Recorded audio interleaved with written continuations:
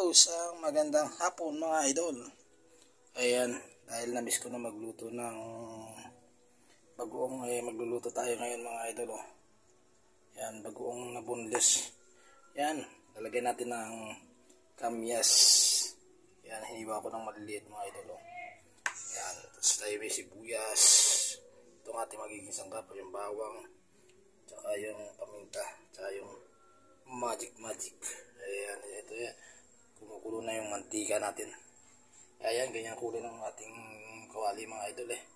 Pinagpluto ko ng hotdog yan. Ayan, isasabay natin. Kasama nating ulam to mga idol.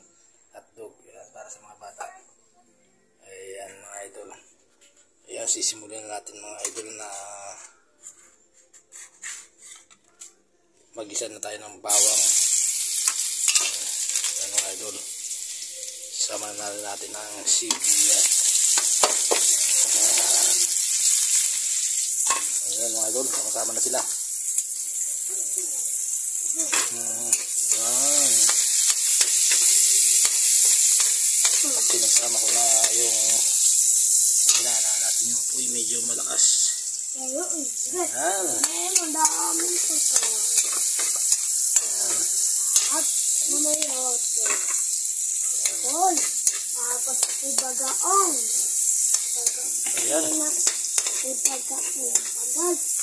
Tapos inatok.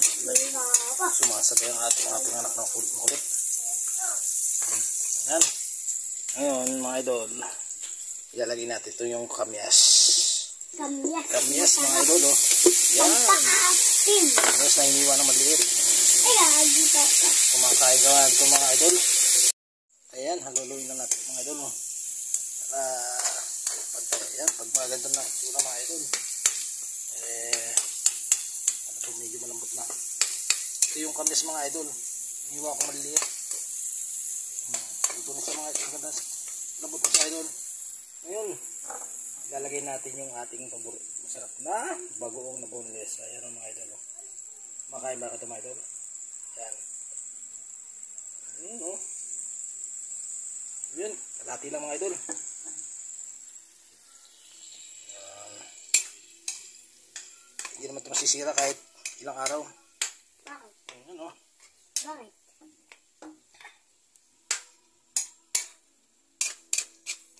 Ayan, bagoong na boneless na may kamyas mga idol. Sarap ito mga idol sa pagkain natin. Yummy. Hintayin natin siyang kumulo. Lalagyan natin yung magic. Oo. Kunti lang yan din ang paminta mga idol.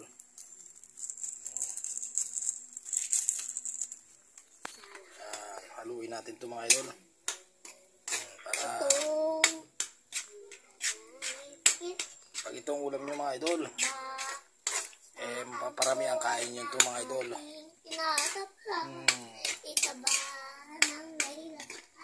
Bagoong mga idol. Oh, sarap. Ayan, kumukulo mga idol. Pwede na to.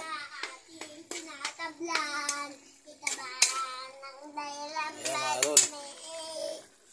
Hindi ko na nilagyan ng sili dahil mga bata kakain. Hindi, gusto ko na sili. Yan, ako, pag nagluto ng bagoong, may kahit di kamis ka, nilalagyan ko ng suka. Ayan, depende po sa panlas, gusto ko sili. sa tao, sa gusto niya. Ako gusto ko sili. Lagyan natin ng konting suka. Ayun, konti-konti. Baka ano. Huwag mo haluin na may suka tayo dahil pag may suka, hindi agad hinahalo mga idol. Yan ang mga kasabihan ng mga nagluluto. Dahil kailangan daw po ng pakuluin itong suka sa nilagay natin sa mga niluluto natin. Ayan mga idol. Ito na yung ating nilutong bagoong. Kakain na rin tayo. Siguradong mapaparami ang kain natin ito. Plus yung niluto nating hotdog. Ayan. Nagustuhan nyo yung aking nilutong ulam ngayon. Ang bagoong na may kamyas. Ayan. Pakishare na lang po. At mag-comment na lang din kayo. Mag-iwan na lang din kayo ng bakas. Ayan o. Yummy. Bagoong na may kamyas. Tara, idol. Let's eat na. Bye-bye. Maraming salamat.